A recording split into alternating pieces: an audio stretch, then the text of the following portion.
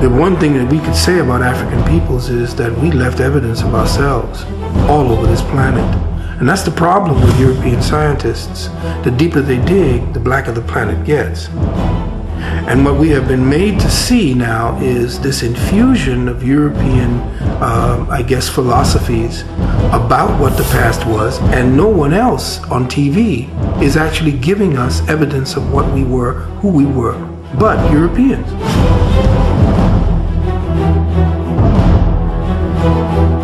Every person has the right to know their ancestral history. Every person, no matter where they are in the world. Most of world history, 90% of world history is African history.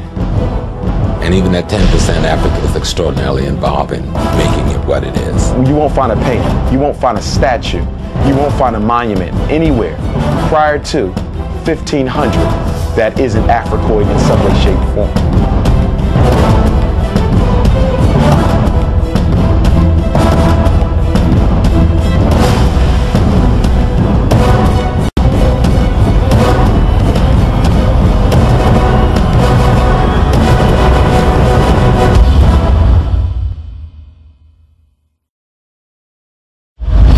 Black folk don't have a problem. White folk got a problem. Black folk problem is that white folk got a problem. The real problem we have is white supremacy. The real problem we have is the perception people have of us.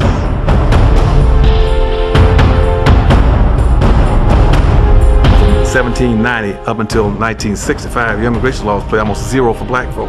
You had a zero immigration law for black folk because you're destined to be a planned minority. You know what a minority means? That means a loser. It means you're a loser. It's very difficult to control a group of people militarily because eventually the money will run out if you try to control a group of people militarily. And also the possibility of them raising up against you is always imminent. So it's best to control a people psychologically. When you conquer a people, you have two choices. One, you have to commit an act of genocide. Either you wipe them out complete act of genocide so that you can take over the resources of the land. Or you kill the warrior class of these people and you enslave the children and the elderly. This is just war history. In our situation, meaning those that live in the United States, the choice was enslavement, not genocide. That means that from a child, you have to be taught that everything about you is wrong. Everything about who you were and where you came from is wrong. And I mean wrong, immoral and illegal. Melanin is a neurochemical that is produced in part through the pituitary and the pineal gland. They both play a central role in the production of melanin, which is ultimately responsible for the color that we have in our skin. Now, historically, it had always been thought that melanin played a significant role in the intellectual propensity of African people. For example, when you study some of the Greek writings on melanin or the color of Africans, many of the Greek philosophers believed that melanin played some sort of a role in how Africans had been able to create and develop some of the sciences that they had come to be known for. So melanin was always considered an intellectual sort of a chemical. The pineal gland, which produces melanin, it's shaped like a pine cone. And the origin of the word pineal literally means resembling a pine cone. Now, in ancient symbolisms, the pine cone has always been represented because people knew the importance of the pineal gland as it related to melanin and the universe. Melanin is a molecule. And the concept of melanin is, it is black in its nature. And we find it in the cosmos, we find it in the heavens, we find it in water, we find it in land, we find it in everything that exists. The sperm of the male and the egg of the woman, they're both layered with melanin, so that when the sperm penetrates the egg, there is a melanin explosion. And that melanin helps to formulate the fetus within that egg, and that fetus is literally coated with the melanin substance. And that melanin substance then goes on to form the brain and the central nervous system. So every human being begins with a melanin explosion. Melanin is an intelligence. It's an intelligence because it is the dynamic, the primary dynamic in every part of the cell. It's a primary dynamic in the core of the human being as well as to the surface of the human being. Its intelligence is responsible for the forming of the nervous system. Every part of the nervous system has these little black dots all through it, which essentially carry information. So melanin, from a physical standpoint, is that substance that accounts for what black people refer to as soul. We move differently, we walk differently, we talk differently because we have access to a different form of energy than other folk. Not only is melanin a pigment, which is so obvious, but melanin as an intelligence is a communications module that essentially broadcasts as well as receives information by way of light and sound frequency signatures.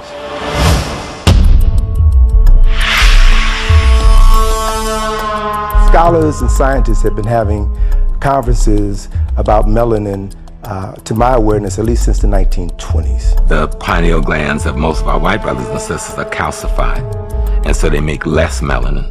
And that comes from the historical relationship to what we call the Wormian Ice Age, that 10,000 years of glacial freezing that happened in Europe after the Africans who were the Grimaldi moved up there.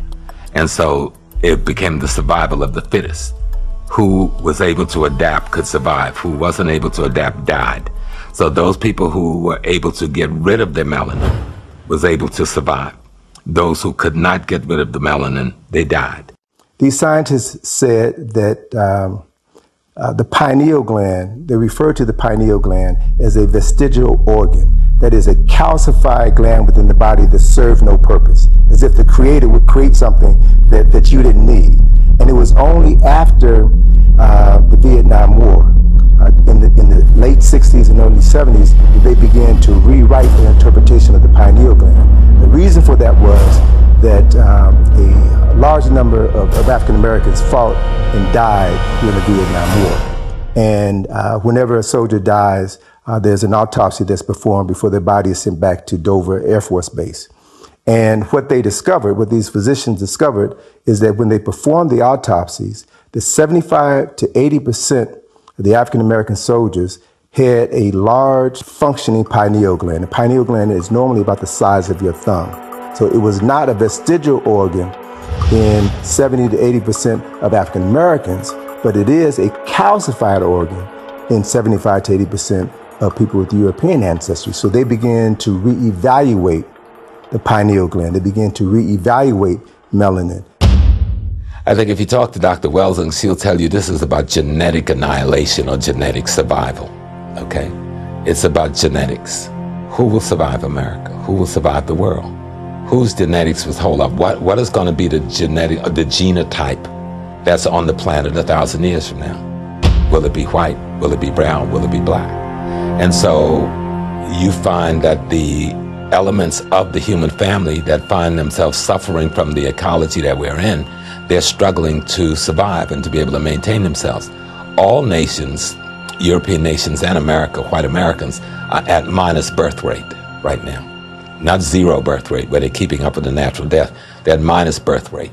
And so that's why there's so much emphasis on artificial birth creation and other ways to have babies and make babies that are beyond the normal.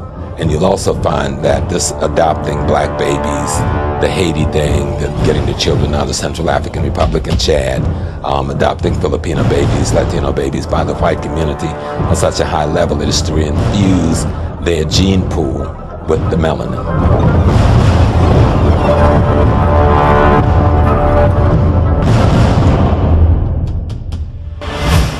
A few years ago, the president of Chad, a man by the name of Idris Deby, he had a group of French charity workers arrested after it was found out that they were kidnapping children from that area.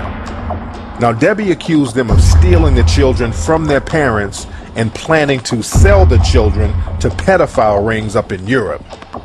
He also accused them of possibly planning to kill the children to sell their organs.